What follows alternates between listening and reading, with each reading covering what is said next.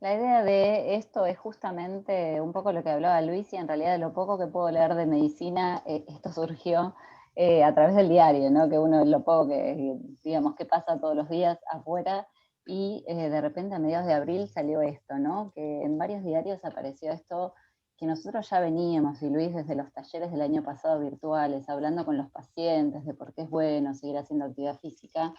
Me pareció muy interesante rescatar qué trabajo científico avala esto y por primera vez salió algo de esto en medios de comunicación que llegaran a la población. Así que por eso la idea fue revisar un poquito qué hay sobre esto, de qué es lo que decimos para también transmitírselo a los pacientes y hacerlo con otros fundamentos. Así que bueno, tanto en BBC como en diarios de acá salió esto y fui a buscar un poco el artículo y qué sabemos de todo esto al respecto.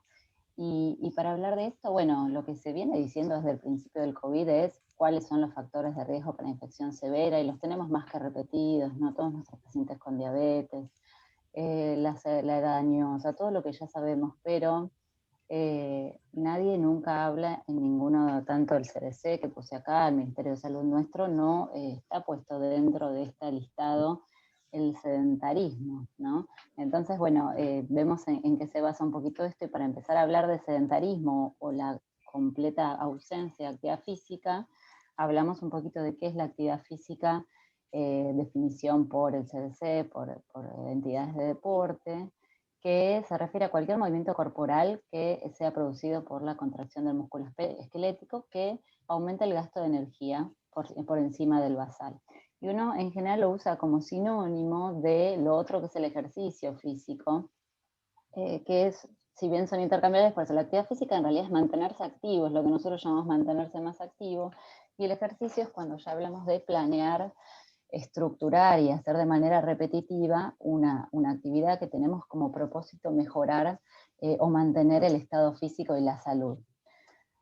Entonces, en base a esto decimos, bueno, ¿qué es lo que sabemos y qué nosotros como médicos y las distintas guías, entidades recomiendan como actividad física en población general y qué es lo saludable? Y acá, perdón que está en inglés, pero me pareció muy gráfico esto de la NICE, pero esto es más o menos lo que recomendamos todas las guías de distintos países, el Colegio Americano de Deporte, el Ministerio de Salud también en algún artículo que tiene del año 2012, lo que decimos es que mantenernos activos la mayor cantidad de tiempo que podemos, hacer al menos 150 minutos de intensidad de ejercicio físico con la intensidad moderada por semana, y acá está bueno que aclara, ¿no? ¿Qué es intensidad moderada? Bueno, que nos aumente o nos acelera la respiración, pero se puede mantener algún tipo de conversación o de oraciones durante el ejercicio. Ahora igual vamos a definir un poquito más el tema de intensidad, pero bueno, son este tipo de actividades y o en combinación con 75 o también puede ser 75 minutos de actividad vigorosa, intensa por semana, que esta sí nos dificultaría, o como lo podemos medir fácilmente, nos dificulta mantener una conversación. Asociar ejercicios de fuerza, asociar ejercicios de estiramiento, de equilibrio, ¿sí? Muy importante para los adultos mayores, minimizando el tiempo en sedentarismo, y esto hace varios años ya también salió el tema de hacer pausas activas, ¿no? Todo lo que es el ejercicio o las actividades laborales con muchas horas frente a la computadora, y cada vez tratamos de remarcar más el tema de hacer pausas activas, que se sabe que también tiene beneficios sobre la salud. Algunos lo ponen como días por semana, pero acá puse 5 días por semana o 3 días de intensidad vigorosa. Pero es importante que todos concuerdan un poco en que los beneficios de la actividad física son dosis dependientes, y así como cuando hablamos, yo en general le digo a los pacientes que es como una medicación, ¿no? El ejercicio, o mejor, la mejor medicación de todas. Y con respecto a esto, bueno, los beneficios en salud se conocen hace bastante y sabemos que en la medida que aumenta la actividad y la intensidad de la actividad también y la frecuencia, eh, los resultados en salud son mejores, y cuando llega a una actividad máxima o submáxima intensa en los deportistas de élite, bueno, eso igual también disminuye un poco esos beneficios en salud, porque pueden traer algunas otras cosas. Y con respecto a las infecciones, acá les traigo, esto es un artículo que está bueno también, que habla de las infecciones y principalmente las infecciones del tracto respiratorio. en cuanto al ejercicio, y sabemos que el ejercicio moderado también previene, digamos, o hay menor incidencia de infecciones respiratorias con ejercicio moderado, que aumentaría, o sería como una curva en J con el ejercicio muy intenso. Si bien esto, bueno, tiene sus cositas y no voy a profundizar, pero es importante que también mejora el riesgo de infecciones del tracto respiratorio superior. Cuando hablamos de intensidad, entonces, hablamos esto que es muy simple para decirle al paciente, o si no, pensando algo simple para nosotros también es en la frecuencia cardíaca máxima. No le vamos a hacer un consumo de oxígeno a nuestros pacientes, a la gran mayoría, pero sí la frecuencia cardíaca máxima, que recordemos que es 220 menos la edad, y sabemos que una intensidad moderada es entre un 55 y 70% de la frecuencia cardíaca máxima, más intenso entre un 70 y un 90, y bueno, máxima el 100%.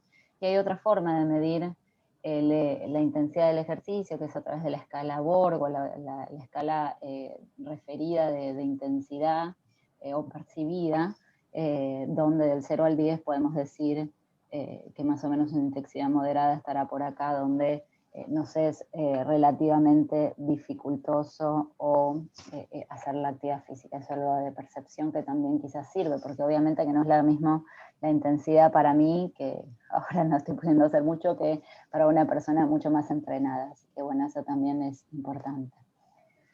Pero bueno, entonces lo que decíamos sobre lo que recomendamos de la actividad física, estos 100 o al menos 150 minutos de actividad física moderada vigorosa, sabemos que mejoran la salud cardiovascular, la capacidad pulmonar, la fuerza muscular. Adriana siempre dice también la salud mental, y de hecho la cognición también, la función inmune, que ahora me voy a tener un poquito. Y acá es donde nos vamos adentrando también a que las personas activas tienen menor incidencia e intensidad de síntomas y mortalidad para varias enfermedades infecciosas, que hay también algunos artículos sobre eso que no puse en la idea, no es alargarnos con esto. Y una de las principales cosas que ya vamos vislumbrando es que más allá de mejorar las enfermedades que dijimos anteriormente, la obesidad, la diabetes, influye muy fuertemente sobre la inflamación sistémica, y ese sería el mayor contribuyente a mejorar, digamos, el cuadro COVID. Entonces, bueno, lo que decíamos, ¿no? Es importante para disminuir el riesgo de enfermedades crónicas no transmisibles, que son factores, digamos, distintos de con respecto al riesgo de COVID grave. Pero también sabemos que la actividad física per se demostró reducir infecciones serias adquiridas en la comunidad y reducir su mortalidad, y esto está bastante bien visto, como les decía, en enfermedades respiratorias superiores. Y con respecto a mortalidad asociada a influenza, también hay algún trabajo que muestra que el ejercicio disminuye la mortalidad.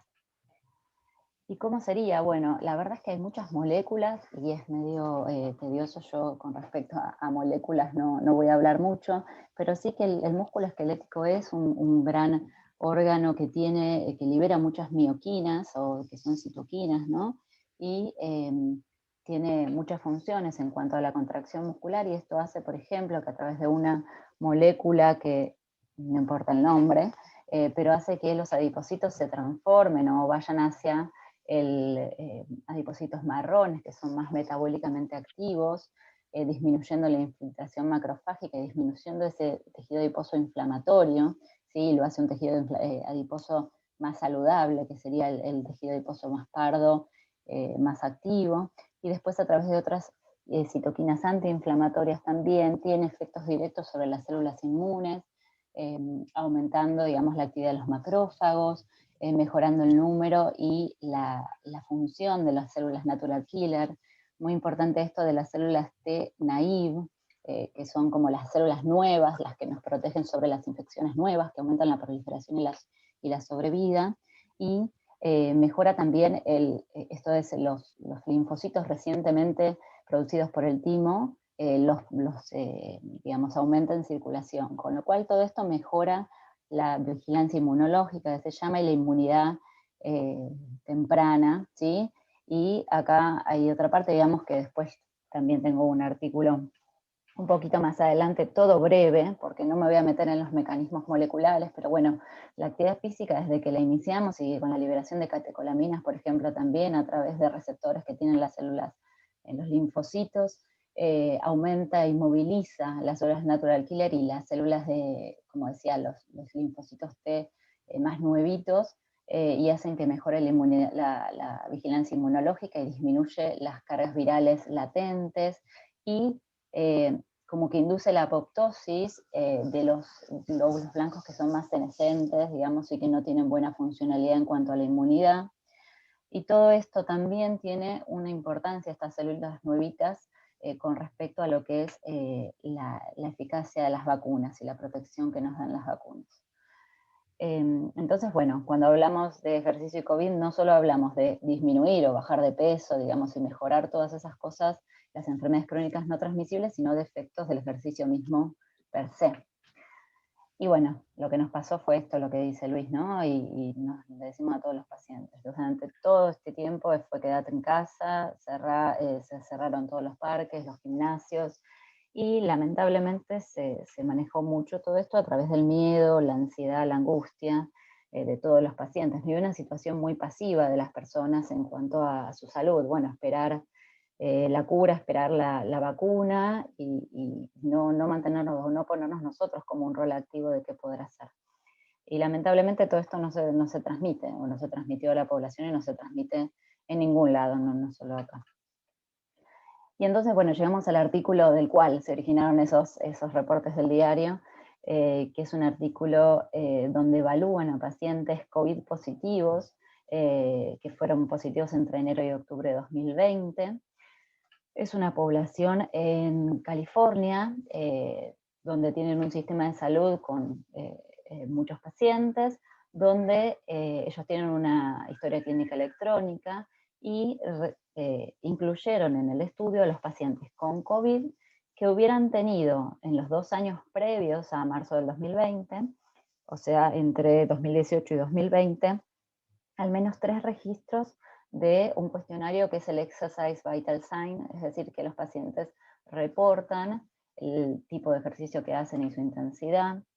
Y bueno, este cuestionario lo que incluye, se le pregunta al paciente cuántos días por semana realiza la actividad física de moderada a intensa, como por ejemplo una caminata rápida, y cuántos minutos ejercite a ese nivel de intensidad.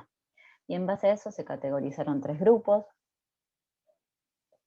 Los primeros eran los que llegan al objetivo de las guías, que es más de 150 minutos por semana en todos sus registros. Los inactivos, menos de 10 minutos por semana. Y los que se reportan como algo de actividad, que es el intermedio entre esos minutos, o además los que fueran variables en sus registros. O sea, algún registro que hacía más de 150 y otro que hicieran menos. Se incluían como algo de actividad. Se midió hospitalización, ingreso a UTI y muerte por COVID. Y, perdón, esta es la tabla 1, no es para marearlas, pero sí me parece llamativo que de todos los pacientes, femenino o masculino, solo el 6%, 6.4%, cumplía, digamos, con los que dicen las guías, más de 150 minutos por semana, que es muy parecido también a lo que nos sucede a nosotros en la Encuesta Nacional de Factores de Riesgo. El índice de masa corporal promedio fue de 31, si bien los pacientes que hacían ejercicio más de 150 minutos por semana, el índice de masa corporal era un poco menor. Y bueno, los resultados es que de todos los pacientes con COVID, el 8.6% en total, decimos, fueron hospitalizados, el 2.4% en unidad de terapia intensiva, de cuidados intensivos, y el 1.6% murieron. Y lo que vemos en esta primer tabla es que los pacientes que consistentemente alcanzaban los objetivos de las guías, que es más de 150 minutos semanales, tenían bastante menor hospitalización y UTI y mortalidad que los inactivos. Y esto, cuando se ajustó por todas las variables, digamos, por las comorbilidades, por la edad, índice de masa corporal, etcétera, lo que vemos es que, usando, les muestro acá, ustedes ven mi flechita, ¿no? Asumo que sí. Sí. Usando como referencia los pacientes, buenísimo, los pacientes consistentemente activos, es decir, los que hacen más de 150 minutos semanales, los inactivos, sedentarios, menos de 10 minutos e intermedios, tienen un odds ratio, acá está el odds ratio, los inactivos o sedentarios de 2.2%, odds ratio de 2.26, más chance de tanto hospitalización como, bueno, ahora les voy a mostrar, unidad de cuidados intensivos y mortalidad es mayor, ¿sí? Y lo interesante, que después lo ponemos en las opciones, pero como para ir viendo, que esto se equipara, es un odds ratio mucho mayor en los inactivos, consistentemente, a los pacientes trasplantados, ¿sí? Que tienen un odds ratio de 2.7, es el único que lo superaría, y junto con la edad mayor, ¿sí? Serían los mayores odds ratios para enfermedad, hospitalización por COVID, y lo mismo sucede con requerimiento de cuidados intensivos y mortalidad también, ¿sí? Tienen de los odds ratios más altos el hecho de ser consistentemente inactivo, ajustado por los otros factores de riesgo. Entonces, como conclusión, esto es un poquito lo que dijimos, ¿no? La actividad física acorde a las guías, odds ratio disminuido para COVID severo. Los que hicieron lo que eran inconsistentemente activos, es decir, algo de actividad física, se disociaron de todas maneras a menor odds ratio de hospitalización y muerte que los sedentarios, pero no fue tan marcado como los que llegaban a los 150 minutos. Bueno, los inactivos más riesgo de COVID severo, lo que ya dijimos, y lo interesante es esto, fueron superados solamente como condición médica o como condición de mayor riesgo, solamente superados por edad y antecedentes de trasplante. Bueno, factor de riesgo más fuerte, de nuevo repito lo mismo, así que no quiero ser repetitiva. Y acá de nuevo ponen lo mismo, y voy a seguir repitiendo en actividad física, factor de riesgo fuerte y modificable para COVID severo, ¿sí? Y esto ponen ellos en Estados Unidos, ¿no? Que acá remarco que dice Estados Unidos, porque contrasta con los limitados esfuerzos de las autoridades de salud pública en educar a la población sobre estos beneficios muy importantes que tiene la actividad física. Y también me parece interesante esta conclusión que tienen, que dice que hacer actividad física podría ser la acción más importante de un individuo para prevenir las formas severas de COVID. O sea, lo que una persona puede hacer activamente para prevenir formas severas es hacer ejercicio. Obviamente que es un estudio observacional, así que tiene sus limitaciones. Con respecto a la actividad física es autorreportada, también aunque bueno, este cuestionario de actividad física ellos lo validaron contra un odómetro, pero bueno, como es observacional no podemos concluir causalidad, y también uno podría pensar que la gente más grave o más con mayor comorbilidad o que está peor haría menos ejercicio, pero bueno, de todas maneras ya sabemos que hay muchos estudios que demuestran los beneficios en salud de la actividad física, así que la realidad es que la asociación es bastante fuerte y nos deja ver conclusiones también. Y este es un estudio mucho más chiquito de Sur Corea, que ellos en su sistema público de salud, que también tuvieron acceso a la historia clínica de los pacientes, y ellos lo que hicieron, acá lo muestro este estudio más que nada porque evaluaron alguna otra cosita más. Ellos vieron en los casos de COVID y los machearon con controles, o sea, no COVID. ¿Sí? Se fijaron qué pacientes tenían registros de actividad física en la historia clínica electrónica entre 2014 y 2017, y de esos entonces, macheando 1 COVID, 20 controles, compararon, hicieron un estudio de casos y controles observacional, por supuesto. Esto es para ver que, bueno, las características de los pacientes, es la tabla 1, y bueno, lo que hicieron fue, para ver los resultados, ajustaron el primer modelo por edad y sexo, y el segundo modelo por, además de ingreso económico, comorbilidades. Expresándolo como odds ratio también, y lo que vieron ellos también en este caso, acá la primer digamos, resultado, el A, es infección por COVID, y el B, que está abajo, sería mortalidad, ¿sí?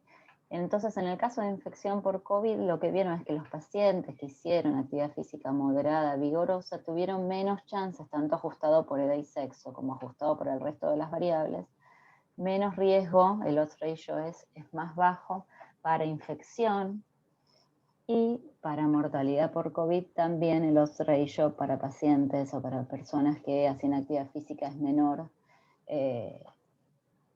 digamos, tanto por los dos modelos ajustados. Así que menor en el grupo, digamos, en las personas que hacen actividad física moderada vigorosa que en los pacientes no. Pero bueno, ellos lo que ven acá, digamos, que se fijaron es la disminución de la infección por COVID. Cuestionable también, digamos, tiene sus limitaciones el estudio, pero bueno, postulan también y vieron que habría una menor incidencia de COVID en estas personas que hacen más actividad física. Ellos en este trabajo en particular ven que los que hacen actividad física vigorosa tienen menos riesgo de infección por COVID y mortalidad, distinto a lo que mostraba la primera curva en J, es lo que muestran, también ellos ponen que habría que investigarlo más.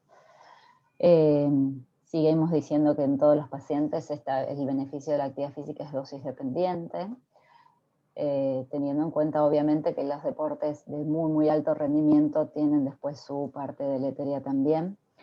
Esto ya lo dijimos, ¿sí?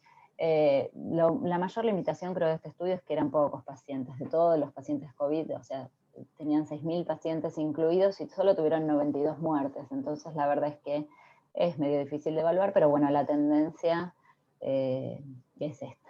Entonces, también como para mostrarlo algo distinto en otra población. Y última población, y muy breve, no me voy a ir a detener demasiado en este trabajo, pero me parece muy interesante porque es una gran cantidad de personas del Reino Unido, 468.000, donde se evaluó el efecto de un estilo de vida y de los distintos factores como actividad física, sueño, dieta, alcohol y tabaquismo. Se les puso un score de acuerdo a ser más o menos sano, o tener un estilo de vida más o menos sano, y ajustando estas variables por edad, sexo, índice de masa corporal y estatus socioeconómico, lo que vieron, porque esto evaluaron outcomes en cuanto a enfermedad infecciosa, neumonía y COVID, es que cuanto más sano, o sea, más de esos variables de salud tienen, menos riesgo de enfermedades infecciosas, neumonía y muerte por COVID, ¿sí? Esto como para tener en cuenta también y más allá de que uno lo dice a los pacientes, ¿no? Todo el tiempo, pero bueno, verlo también en papeles me parece que está bueno para reforzar un poco más qué le estamos diciendo a los pacientes. Entonces, más sano, obviamente, que también más actividad física dentro de esas variables, menor riesgo de enfermedad grave o muerte por COVID. Y esto también, muy, muy breve, pero está bueno también decir a los pacientes, no todos esperan como el milagro y este tema de la vacuna. Vimos ya que independientemente de la vacuna, hacer ejercicio nos va mejor, pero también potenciaría el efecto de la vacuna en cuanto a la inmunidad, ¿sí? Está sabido, digamos, en cuanto al ejercicio repetido en los pacientes que regularmente lo hacen, que esto mejora, como dijimos, disminuye la inmunosenescencia de los glóbulos blancos, aumenta la vigilancia inmunológica, y esto hace que, digamos, y mejore estos números de células nuevitas, digamos, yo lo digo así, para mejorar la eficacia de la vacuna. Y hay algunos estudios hechos en ejercicio físico previo a la vacuna, en las horas previas a la vacuna, a ver si esto mejora también. Bueno, todo eso está como en revisión, pero es importante porque podría, a través de distintos mecanismos que no me voy a detener mucho, pero que podría ser como un estímulo más a que la respuesta a la vacuna sea mejor. ¿Sí? Así que con todo esto, ¿qué hacemos nosotros o qué hacen las autoridades en salud? Y la verdad es que del Ministerio de Salud nuestro no encontré mucho, encontré de la OMS, que tiene dentro de lo que es cuidarse o cuidados de COVID, tiene un hashtag de sanos en casa y qué hacer, actividad física, y ellos recomiendan, y esto lo empezaron a poner el Día Mundial del Deporte en abril del año pasado, donde ponían distintas cosas que se pueden hacer en casa para mantenerse activo y hacer actividad física. En nuestra página de nuestro Ministerio de Salud, en realidad están los cuidados contra el COVID, que están todos estos, y no dice nada del ejercicio, ¿sí? O de mantenerse saludable. Yo le agregaría, me permito hacer esta observación que ya me dirán, no me dirán porque no se los puedo decir a las autoridades y no me animaría tampoco, pero bueno, hacer actividad física al menos 150 minutos por semana creo que es una gran recomendación que podemos dar.